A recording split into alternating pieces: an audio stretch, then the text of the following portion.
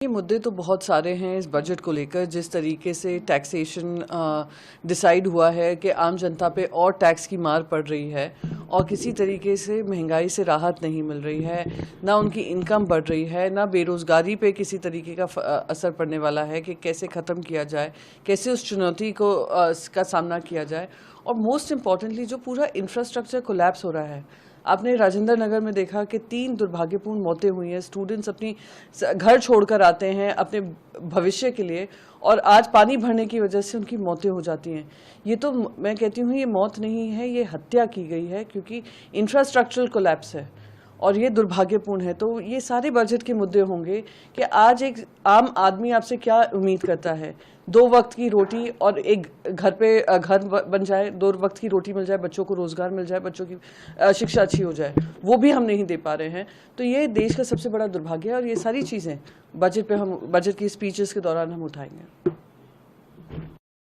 इस घटना के बाद ओल्ड राजेंद्र नगर में 13 इस तरीके के संस्थानों को सील किया गया है एमसीडी द्वारा, जो बेसमेंट में चलाए। उनको तो सील करिए, उनकी तो अकाउंटेबिलिटी तय करनी चाहिए, पर उनकी अकाउंटेबिलिटी कौन तय करेगा कि जानबूझकर, सोच समझकर, सबको पता है कि नालों की सफाई नहीं हुई है, सबको पता है कि इस पे कामचोरी हो रही है, उन पे कब कार्रवाई की जाएगी? जो वहाँ के जिम्मेदार लोग हैं, जो वहाँ के म्यूनसिपल कॉरपोरेशन में कार्यरत लोग हैं, जो वहाँ से आते हैं, इन सब पे कार्रवाई होनी चाहिए। और एक और इम्पॉर्टेंट चीज़ है, जो यहाँ के एलजी हैं, जो यहाँ के एलजी कहते हैं यही करता धरता है, सारी दिल्ली सर्विसेज बिल भी उन्हीं के अंतर्गत है, सारे अपॉइंटमेंट्स भी उनके अंतर्गत हैं।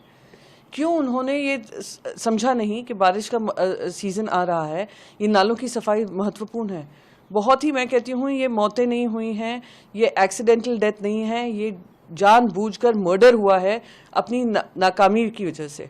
तो इस पे कार्रवाई होनी चाहिए, सख्त से सख्त कार्रवाई होनी चाहिए। बीजेपी जो मुआवजे की मांग कर रही है, इसके साथ ही दिल्ली सरकार के जो अधिकारी हैं उनको पद से इस्तीफा देना चाहिए, मंत्रियों को, जल बोर्ड को, और साथ ही कह रहे हैं झीलों का शहर बनाना चाहते थे लेकिन हालात ये हैं कि लोग डूब कर मर रहे हैं।